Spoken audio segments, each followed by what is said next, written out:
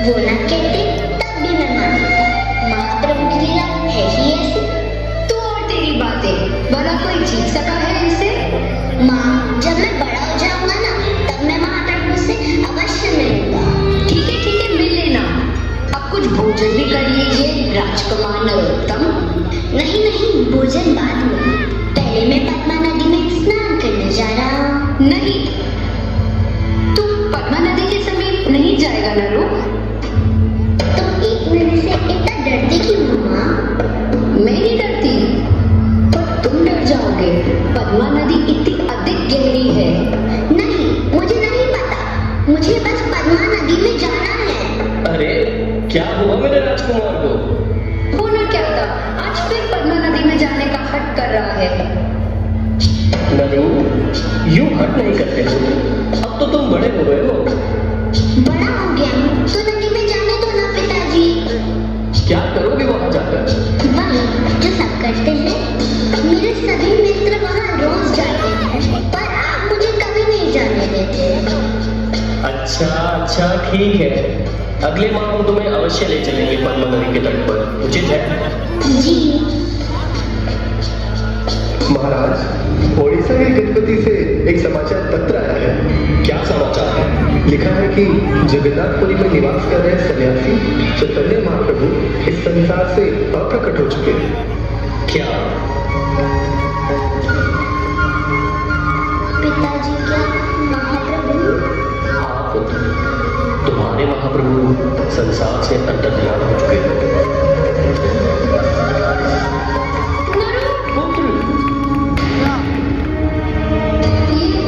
ये क्या हुआ ऐसे स्वामी? सेवक, जाओ कृष्णदास को बुला कर लाओ। जो आज्ञा।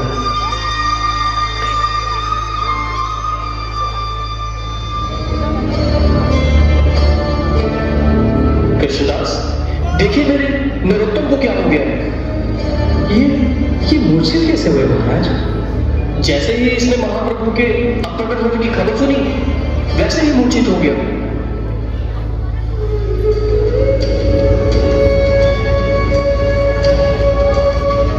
राजकुमार नरोत्तम,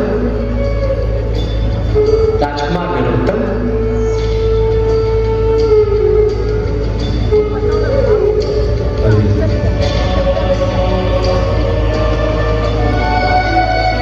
कृष्णदास जी, महाप्रभु मुझे क्यों छोड़ के चले गए? मैंने तो आज तक उनके दर्शन भी नहीं किए। और वो राजकुमार, आपसे किसने कहा कि वे चले गए? वे कहीं गए नहीं, वे केवल छिप गए। कहाँ? वृंदावन में। वृंदावन? हाँ, तुम्हें छोड़कर महाप्रभु भला कहाँ जा सकते हैं? देखो, इस प्रकार होने से क्या होगा? तुम जब बड़े हो जाओगे तो वृंदावन जाना और महाप्रभु से मिल लेना।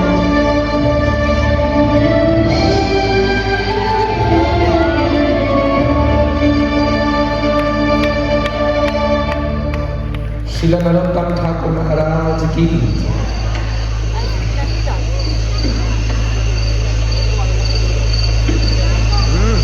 वे कहीं गए नहीं, वे केवल छिप गए। कहाँ? वृंदावन में। वृंदावन? हाँ, वृंदावन में।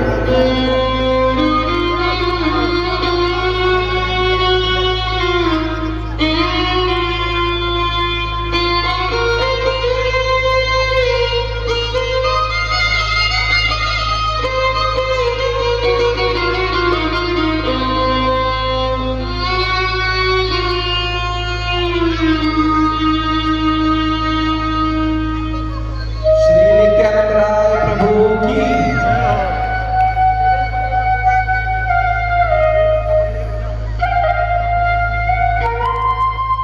नरोत्तम,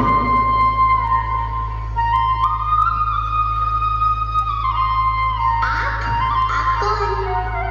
मैं वही हूँ जिसका वर्णन तुम कृष्णदास की गौर कथा में सुनते हो।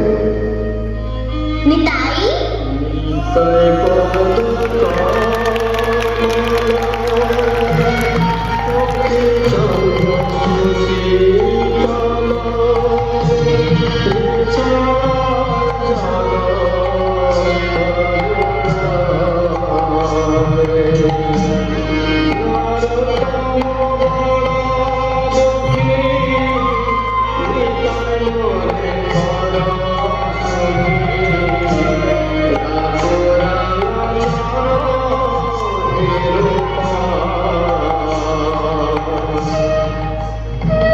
नरोत्तम, अब अधिक समय मत गवाओ। किसी भी प्रकार तुम पद्मा नदी पहुंचो तथा वहां पर स्नान करो। आगे की सारी व्यवस्था महाप्रभु द्वारा हो चुकी है।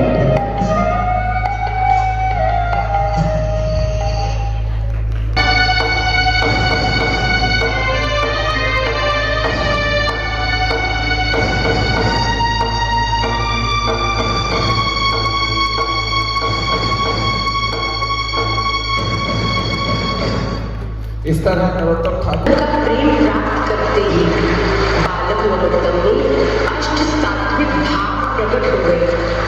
श्याम वर्ण के नरोत्तम तत्काल गौर वर्ण के हो गए। ये सब घटना जब उनके माता पिता ने सुनी तो उन्हें अपने बालक की किसी भी बात पर विश्वास ही नहीं हुआ। पर प्रतिदिन जब नरोत्तम गौर हरि का नाम लेकर रुदन करने लगे तो उनके माता पिता को अत्यधिक चिंता होने लगी। इस कारण किसी प्रकार नरोत्तम ने अपने विरह भाव को हृदय में छिपा लिया और अपने पिता के राज कार्यों में उनका हाथ बटाने लगे।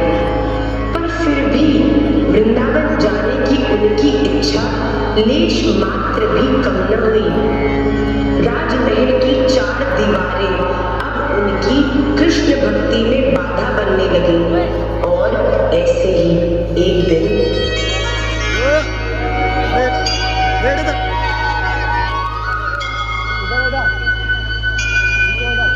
पिताजी, मैं सारी मुद्राएं गिन चुका हूँ। बस अब साहूकार को ये धन देकर हिसाब पूरा कराता हूँ। हाँ पुत्र, मैं तुम्हारे साथ कुछ सेवक भी भेज देता हूँ। ध्यान पूर्वक जाना। जो आगे। प्रणाम। आगे जा, ऐसे बैठ के जा, खड़ी होके नहीं जा।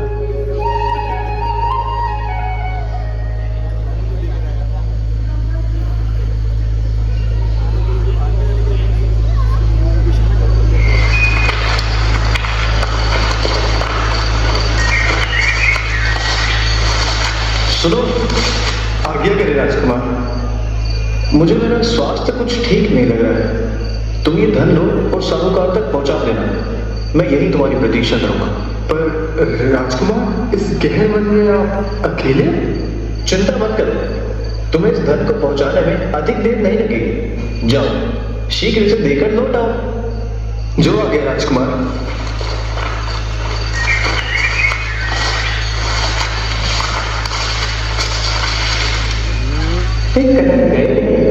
केवल छिपे कहाँ?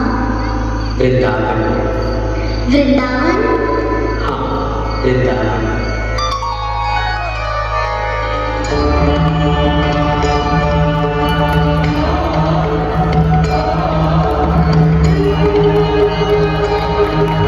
इस प्रकार नरोत्तम ठाकुर जी ने विरह चाहते हैं अचानक और उन्होंने भागने का सोचा।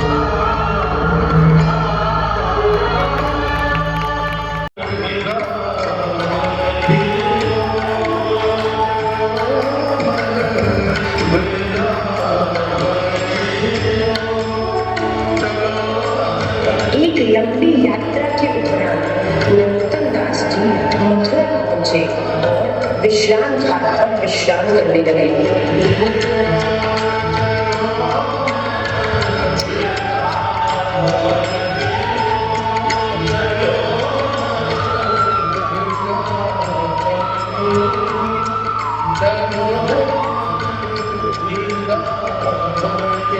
राजकुमार नरोत्तम,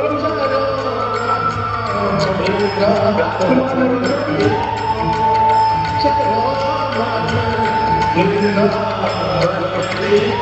क्या आपने यहाँ किसी राजकुमार को आते हुए देखा है मान्यवर? आपको किसने कहा कि यहाँ कोई राजकुमार आएंगे? महोदय, हमें श्री जीव गोस्वामी पाद ने आज्ञा देते हुए कहा है कि आज विश्रामवार पर नरोत्तम नाम के कोई राजकुमार आएंगे। सुबह उन्हें ढूंढ रहे हैं। जीव गोस्वामी पाद ने भेजा है। मैं धन्य हो गया महोदय, मैं ही नरोत्तम हूँ। प्रणाम। आइए, मैं आपको गोस्वामी पाद के समीप ले चलता हूँ।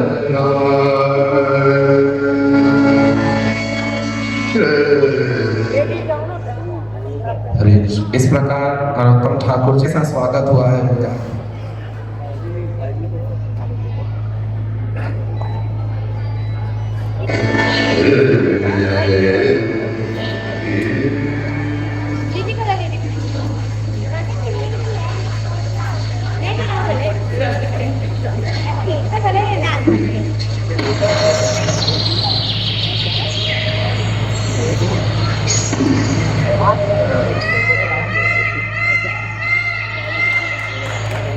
गोस्वामी पाद राजकुमार नरोत्तम आ चुके हैं।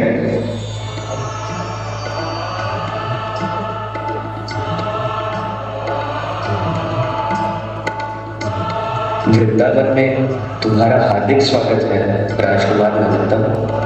राजकुमार नहीं गोस्वामी पाद, राजकुमार की उपाधि तो मैं खिदुरी में ही छोड़कर आ चुका हूँ। यहाँ तो मैं केवल आपका दास हूँ। वास्तविकता में तुम गौरांग महाप्रभु की कृपा के मूर्तिमान स्वरूप हो। अब आओ, मैं तुम्हें अन्य गोस्वामी तथा भक्तों से मिलवाता हूँ। नरोत्तम, ये है श्री लोकनाथ गोस्वामी पाद। अरे, तुम श्रीपाद को कैसे जानते हो? क्या कभी पूर्व में मिलन हुआ है? इस जन्म में तो शायद यह प्रथम मिलन है गोस्वामी पाद, परंतु लग रहा है कि इन्हें मैं जन्म जन्मांतर से जानता हूँ। श्रीपाद, ये नरोत्तम दास है, जिनके आने की बात मैंने आपसे कही थी।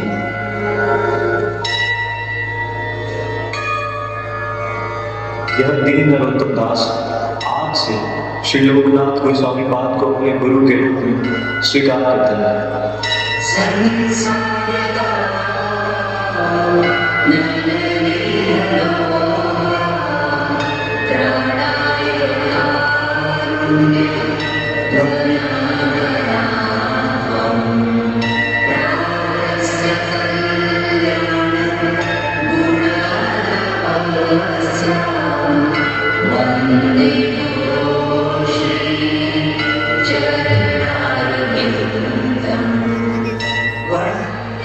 प्रथम भेंट में श्री नरोत्तम दास ने अपना हृदय पुष्प श्री लोकनाथ गोस्वामी पाद के श्री चरणों में समर्पित कर दिया।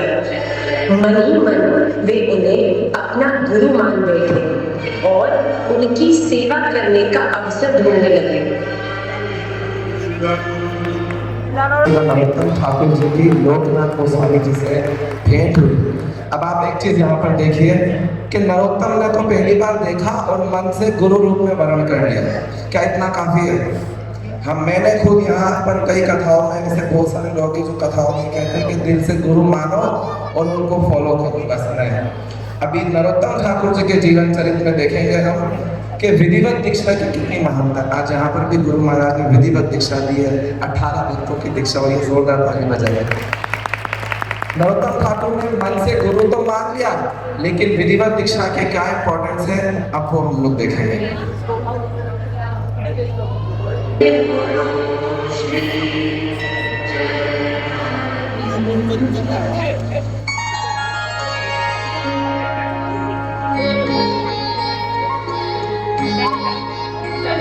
सभी गोस्वामीगण और वैष्णव तो आपसे बड़े प्रसन्न है नरोत्तम जी। उनकी प्रसन्नता का कारण तो उनका स्वभाव, इसमें मेरा कोई गुण नहीं। गुण दोषी बनना मेरे बस की नहीं। अच्छा, एक बात बताइए। पूछिए। अब मेरी विधिवत दीक्षा प्राप्त करने की इच्छा है, मैं क्या कर सकता हूँ? अरे, आप तो वैसे ही जीव गोस्वामी जी के निर्देशन अनुसार शास्त्र पढ़ रहे हैं। आपको तो कोई भी वैष्णव दीक्षा देने में संकोच नहीं करेगा। आप कहिए, किसके प्रति गुरुभाव रखते हैं? श्रीपाद लोकनाथ गोस्वामी जी। क्या जी? नरोत्तम जी, आप शायद नहीं जानते, लोकनाथ गोस्वामी जी का प्रण है कि वे कभी जीवन में शिष्य नहीं रहेंगे। एक भी नहीं, कभी नहीं। ये उनका दृढ़ व्रत है। कोई बात नहीं, यदि किसी को शिष्य न बनाना उनकी प्रतिज्ञा है, तो वे अपना गुरु मान लेना मेरी प्रतिज्ञा है। बस आप कृपा करके मुझे यह बता दें कि मैं उनकी कौन सी सेवा कर सकता हूँ। उनकी सेवा करना प्राय असंभव है, क्योंकि वो अपनी सेवा का कोई अवसर छोड़ते ही नहीं। वो सिद्ध लगने से लेकर अपने वस्त्र धोने तक सारी सेवा करना स्वयं करते हैं। ऐसी कोई तो एक सेवा होगी जिसे किया जा सके। मेरे ख्याल में तो कोई ऐसी सेवा नहीं है, पर उचित यही होगा नरोत्तम जी कि आप लोकनाथ गोस्वामी जी से दीक्षा लेने का हट त्याग ही दें।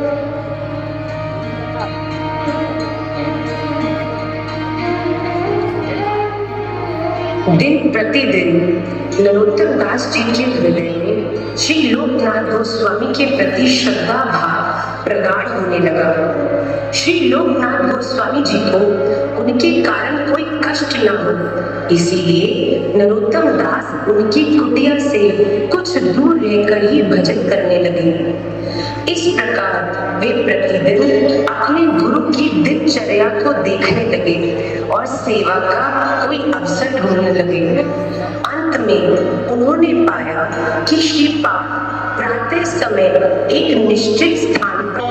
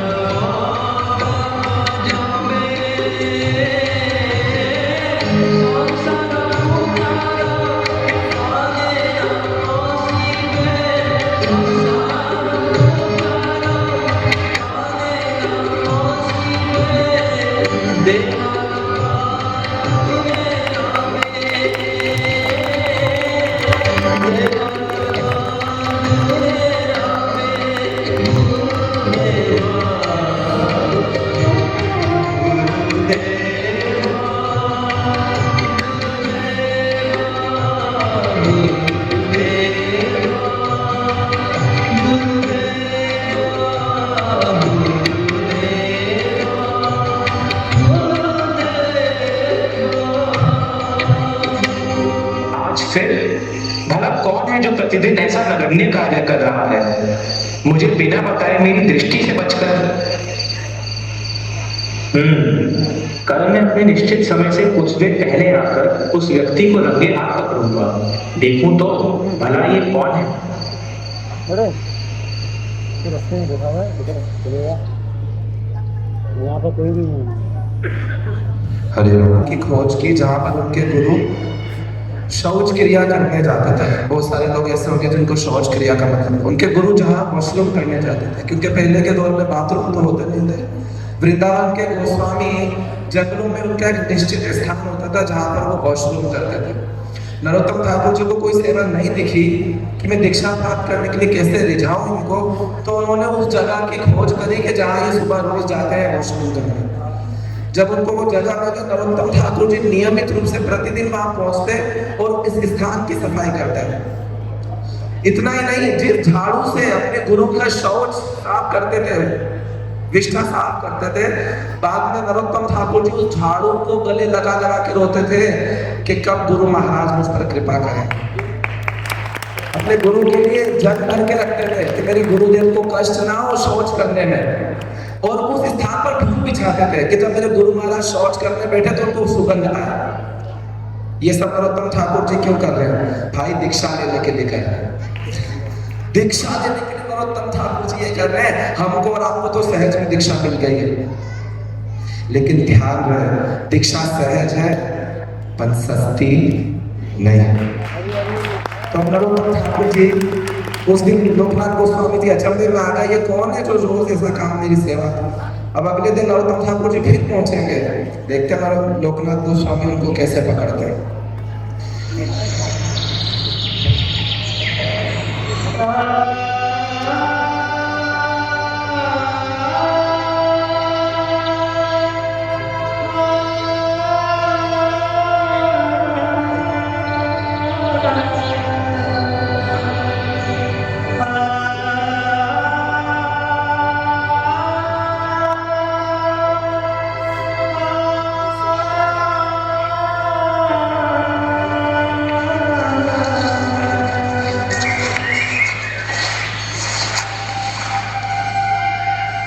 कौन है? जो भी व्यक्ति यह कर रहा है वह मेरे समक्ष प्रस्तुत हो। तुम? जी, मैंने स्वप्न में भी नहीं सोचा था कि एक राजा का पुत्र इस प्रकार की सेवा कर सकता है। महाराज, मैं राजा का पुत्र बनकर नहीं, आपका दास बनकर सेवा कर रहा था। परंतु तुम ऐसा कार्य कर ही क्यों रहे हो? कार्य कार्य नहीं महाराज, गुरु सेवा कर रहा था। गुरु सेवा? कौन है तुम्हारे गुरु? आप गुरुदेव।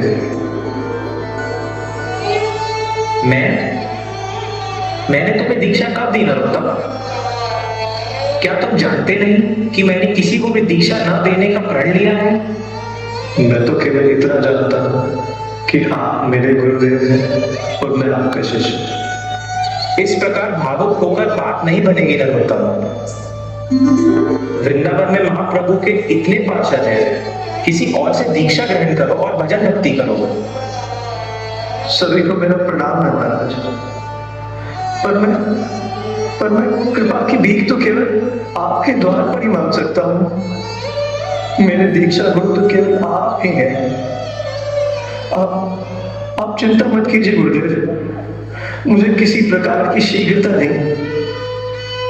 यदि आप मुझे इस जन्म में दीक्षा नहीं देंगे तो अगले जन्म में सही, अगले में नहीं तो किसी और जन्म में सही। परंतु ये दीन नरोत्तम तो आपको अपना सर्वस्व मान चुका है गुरुदेव। आप अपने नियम का पालन करते रहिए और मैं अपने नियम का।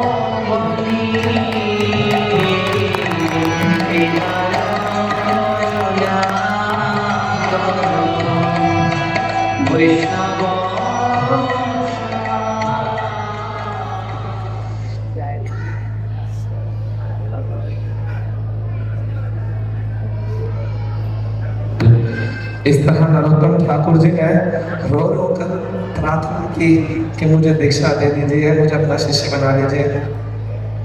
लोकनाथ गोस्वामी जी ने उन पर कृपा नहीं की, उनका अपना दृढ़ व्रत था, उनकी अपनी एक नियम था।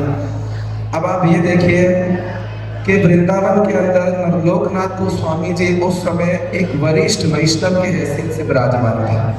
सभी गोस्वामी उनके ही सानिध्य में रहते थे और लोकनाथ गोस्वामी जी वृद्ध महात्मा थे उस समय वृंदावन के। और अब जब लोकनाथ गोस्वामी जी ने नरोत्तम ठाकुर जी को दीक्षा के लिए साफ मना कर दिया तो उस समय नरोत्तम ठाकुर जी अपनी कुटिया में बैठ करके भजन कर रहे थे और उनका भजन में मन नहीं लग रहा था, नाम जप में मन नहीं लग रहा था। ऐसे महान आचार्य हमारे कि जिनको मैसेज देना हो तो भगवान श्याम सुंदर खुद आकर के दे देते। आपको हैरानगी होगी कि लोकनाथ गोस्वामी जी को भगवान श्याम सुंदर ने खुद दर्शन दिए और कहा कि तुम नरोत्तम को दीक्षा क्यों नहीं दे रहे हो। और वार्तालाप तो बाद में, लेकिन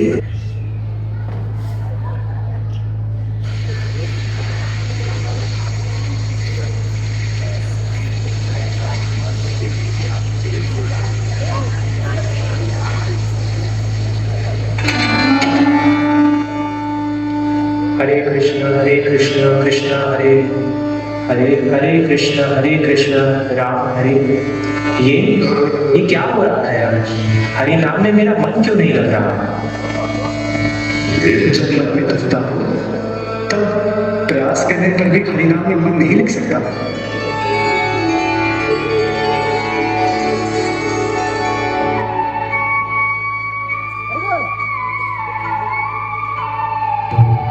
इस तरह भजन करते हुए लोकनाथ गोस्वामी जी को वंशी नाद सुनाई देने लगा और वो एकदम घायल अवस्था में पहुंचे।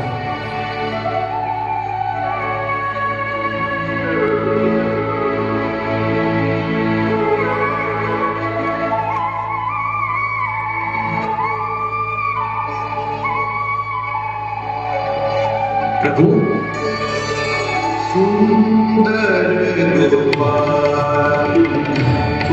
जब गोस्वामी श्याम सुंदर के चरणों में लगी हुई मंजरी की खुशबू आती थी, वो ऐसे पागल हो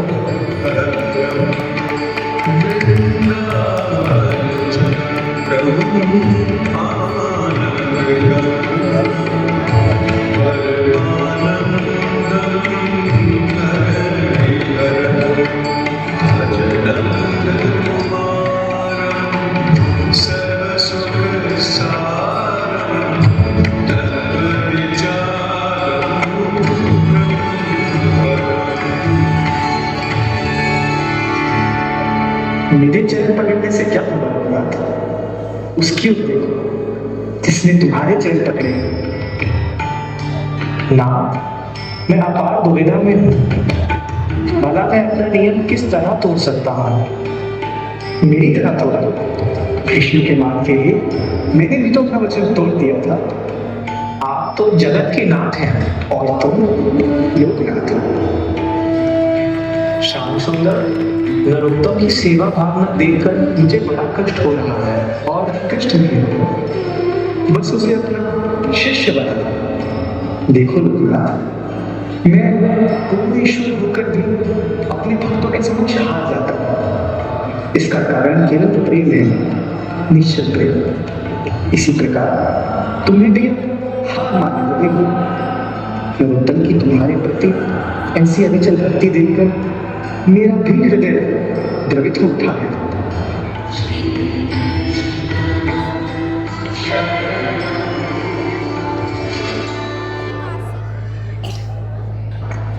नरोत्तम, नरोत्तम, धन्य हो तुम और धन्य है तुम्हारी गुरुनिष्ठा नरोत्तम। इस वृद्ध लोकनाथ को तुमने आज अपने प्रेम से ऋणी कर दिया है पुत्र। अब मुझे इस ऋण को उतारने दो। आओ मेरे समीप आकर मुझसे गुरु मंत्र प्राप्त करो।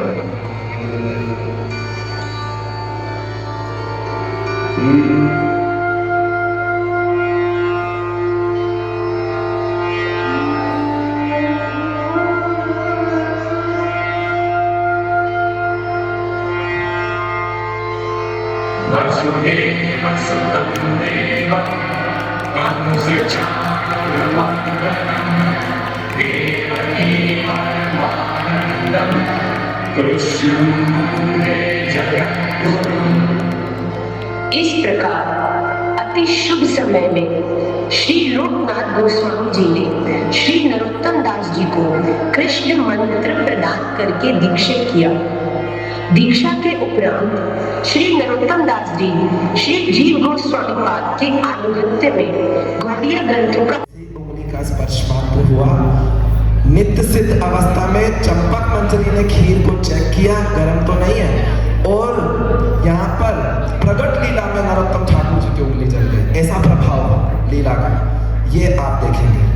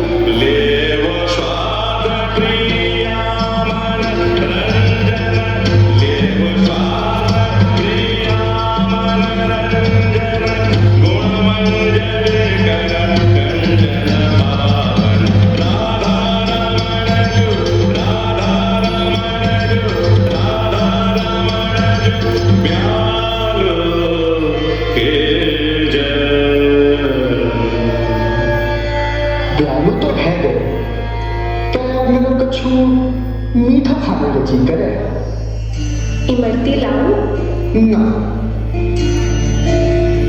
बेसन के लड्डू? मालपुआ? ना। तो क्या जी करे आपको? खीर, वो भी चंपक मंजरी के हाथ की। चंपक मंजरी? जा श्याम सुंदर और मेरे ताई खीर बना। जो आज्ञा स्वामिनी।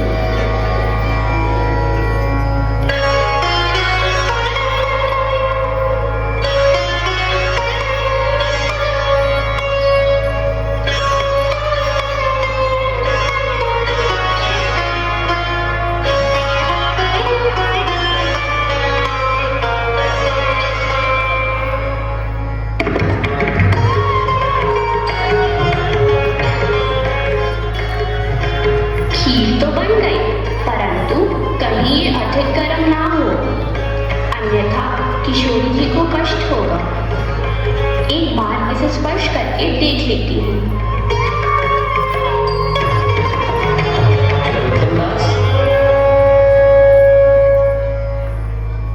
क्या हुआ नरोत्तम दास? आप अपना हाथ क्यों छिपा रहे हैं? कुछ नहीं गोस्वामी पाद, वो बस आपकी उंगली जल गई, परंतु कैसे? आप तो स्वयं विलास मंजरी के रूप में सदा श्री युगल की नित्य सेवा में रहते हैं। भला आपसे क्या छिपा है? आज मानसी सेवा करते समय ब्यालू के पश्चात श्री राधा कृष्ण को खीर खाने की इच्छा हुई। उनके लिए मैंने खीर सिद्ध की और जैसे ही भोग हेतु ले जाने लगा तो मुझे संदेह हुआ कि कहीं खीर अधिक गर्म न हो। यह जांचने के लिए मैंने गर्म खीर में उंगली का स्पर्श मात्र किया और तत्क्षण मेरी उंगली जल गई। वाह, अद्भुत! धन्य हो आप नरोत्तम। आज से मैं जीव गोस्वामी आपको ठाकुर महाशय की उपाधि देता हूँ। आज से आप नरोत्तम दास ठाकुर हैं। कहिए श्री नरोत्तम ठाकुर जी महाराज की, नरोत्तम दास ठाकुर महाराज की। इस तरह जीव गोस्वामी जी ने देखा जब उनकी स्थित अवस्था को नरोत्तम जी की, तो जीव गोस्वामी जी ने घोषित किया, उनको ठाकुर महाशय की उपाधि से सम्मानित किया। तो आइए अब हम देखेंगे कि आनंद पूर्वक भजन और गुरु सेवा में बीतने लगे। श्री लोकनाथ गोस्वामी पाद को भी नरोत्तम दास ठाकुर जी से अत्यधिक स्नेह हो गया। दोनों गुरु शिष्य एक प्राण दो देह की तरह रहने लगे। दूसरी ओर आचार्य गणों द्वारा गौड़ीय ग्रंथों की रचना पूर्ण हो चुकी थी। आवश्यकता थी तो केवल उन ग्रंथों को ब्रज क्षेत्र से गौड़ क्षेत्र तक पहुंचाने की।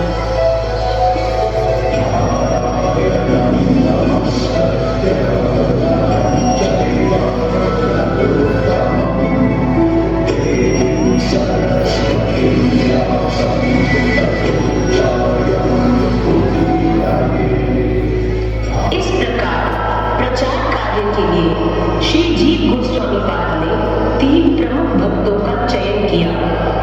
श्रीनिवासाचार्य जी, श्री श्यामानंद प्रभु तथा नरोत्तम दास ठाकुर जी। परंतु नरोत्तम दास ठाकुर जी को उनके गुरु से दूर करने का संशय गोस्वामी पाद के हृदय में बना हुआ था। इस कारण वे स्वयं श्री लोकनाथ गोस्वामी जी से एकांत में मिलने आए।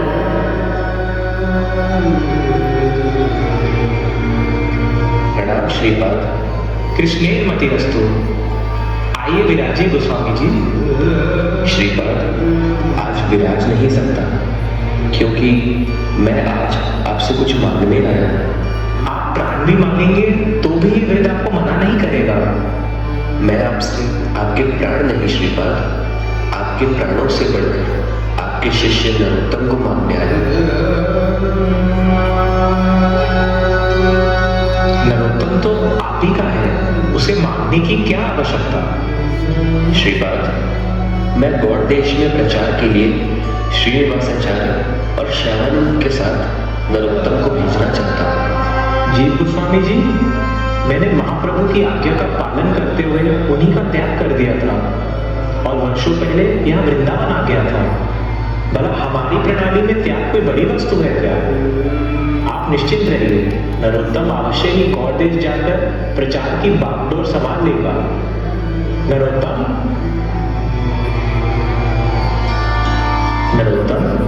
तुम्हारे शिक्षा गुरु जीव गोस्वामी और मैंने निर्णय लिया है कि तुम्हें गौड़ देश जाना चाहिए। वहां जाकर तुम्हें महाप्रभु के सिद्धांत का खूब प्रचार करना है, ऐसी मेरी इच्छा है। आपकी इच्छा की मेरे लिए आज्ञा है गुरुदेव। गुरुदेव, मैं जाने को तत्पर हूँ। बस एक आज्ञा और चाहता हूँ। कहो। वर्ष में प्रचार से जब कभी अवसर लगे तो क्या मैं आपके दर्शन के लिए वृंदावन आ सकता हूँ?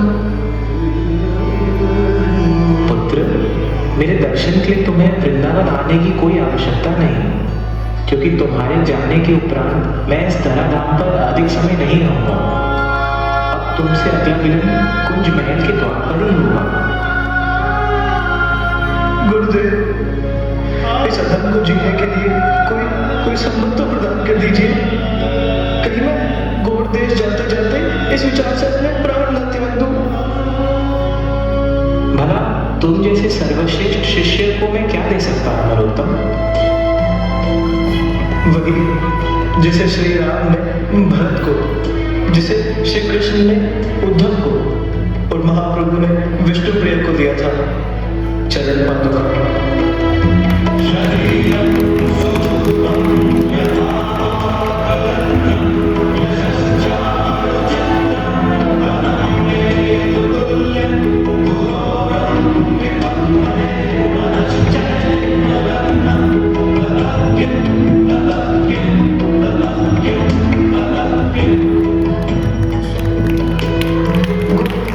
अपनी माता और पिता से भी मिले।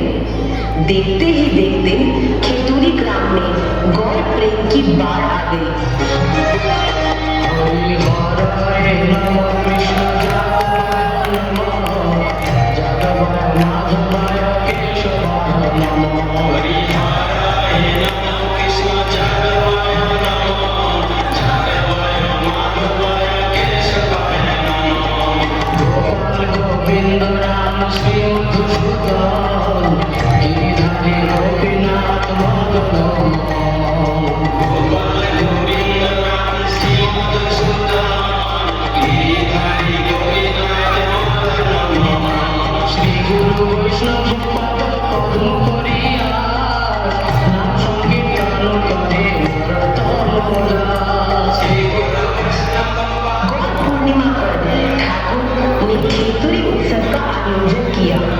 जिसमें दूर दूर से अनेक वैष्णव सम्मिलित हुए।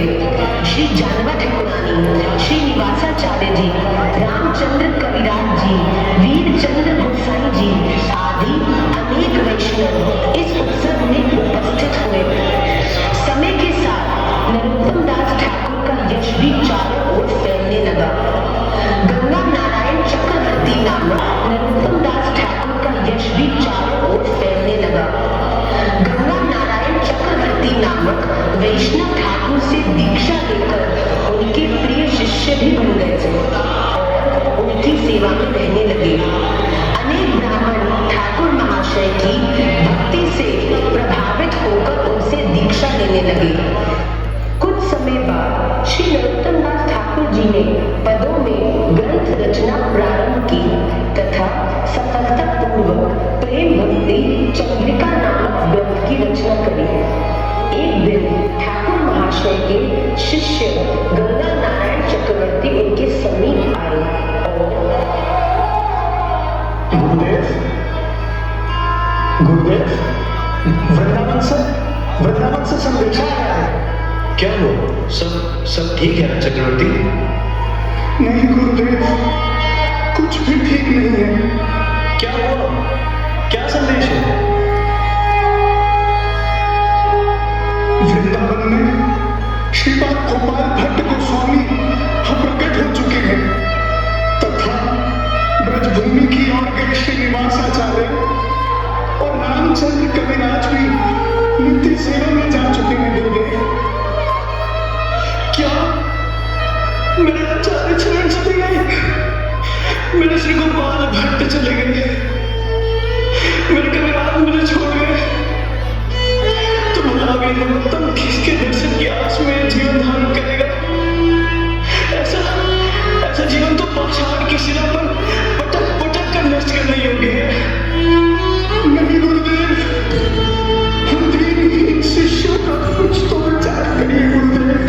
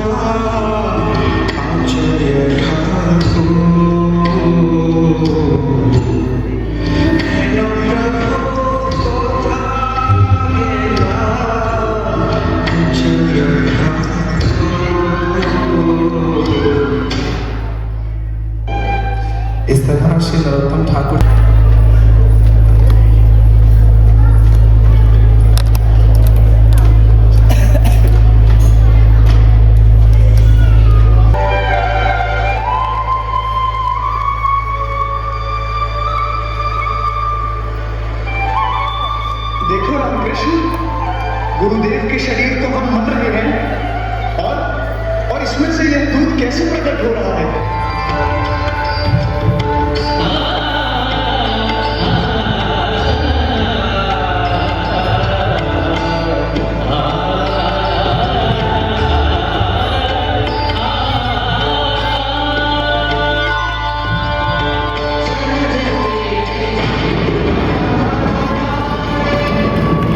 शिष्यगण श्री ठाकुर महाशय का अंग मलते रहे तथा उनका शरीर दूध में परिवर्तित होता रहा। देखते ही देखते उनका संपूर्ण श्री अंग दूध बनकर गंगा में विलीन हो गया। शिष्य ये देखकर आश्चर्यचकित रह गए। इस प्रकार कार्तिक कृष्ण पक्ष की पंचमी को श्री नरोत्तम दास ठाकुर जी महाशय नित्य लीला में प्रवेश कर गए।